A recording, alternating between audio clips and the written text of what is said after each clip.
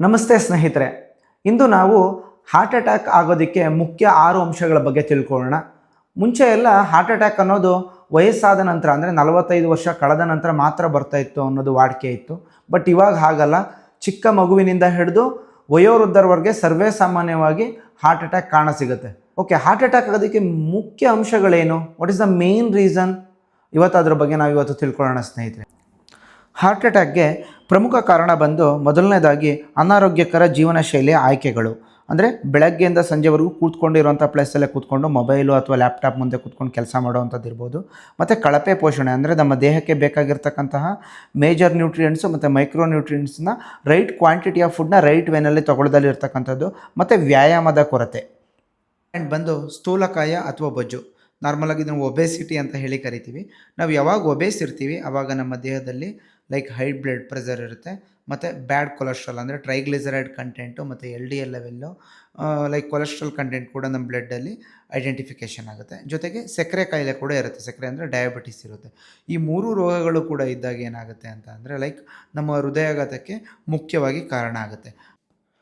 ಧೂಮಪಾನ ಮತ್ತು ಮದ್ಯಪಾನ ಇದು ಏನು ಮಾಡುತ್ತೆ ಅಂದರೆ ನಮ್ಮ ರಕ್ತನಾಳಗಳಿಗೆ ಹಾನಿ ಉಂಟು ಮಾಡುತ್ತೆ.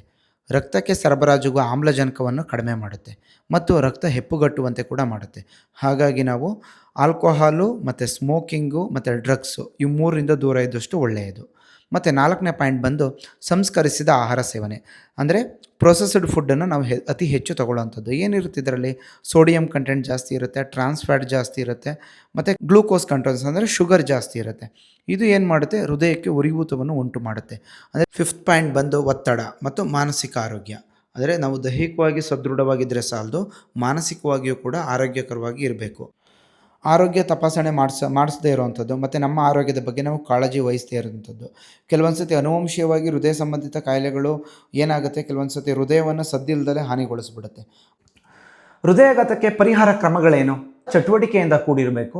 2ನೇದು ರೈಟ್ ಕ್ವಾಂಟಿಟಿ ಆಫ್ ಫುಡ್ನ ರೈಟ್ ವೇನಲ್ಲಿ ತೊಗೋಬೇಕು, ಅಂದರೆ ಸಮತೋಲಿತ ಆಹಾರ ಪದಾರ್ಥಗಳನ್ನು ನಾವು ಉಪಯೋಗಿಸ್ಬೇಕು.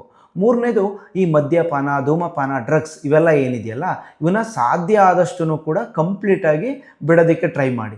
ಮತ್ತು ನಿಯಮಿತವಾಗಿ ನಮ್ಮ ದೇಹದ ಆರೋಗ್ಯವನ್ನು ತಪಾಸಣೆ ಮಾಡುವಂಥದ್ದು ಮತ್ತು ಆಘಾತಕಾರಿ ಅಂಶಗಳೇನಾದ್ರು ಇದ್ದರೆ ಗುರುತಿಸ್ಕೊಂಡು ಅದಕ್ಕೆ ನಾವು ಮುಂಚಿತವಾಗಿ ಮುಂಜಾಗ್ರತೆಯಾಗಿ ನಾವು ಟ್ರೀಟ್ಮೆಂಟನ್ನು ತಗೊಳ್ಳೋವಂಥದ್ದು.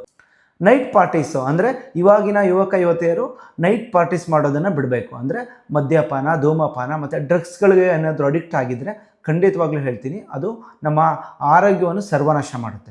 ಮತ್ತು ಇನ್ನೊಂದು ಮುಖ್ಯವಾಗಿರ್ತಕ್ಕಂಥ ಪಾಯಿಂಟ್ ಬಂದು ಪ್ರತಿದಿನ ಕ್ವಾಲಿಟಿ ಆಫ್ ಸ್ಲೀಪಿಂಗ್, ಅಂದರೆ ಪ್ರತಿದಿನ 8 ಗಂಟೆಗಳ ಕಾಲ ಕ್ಲೀನಾಗಿ ನಿದ್ದೆ ಮಾಡಬೇಕು.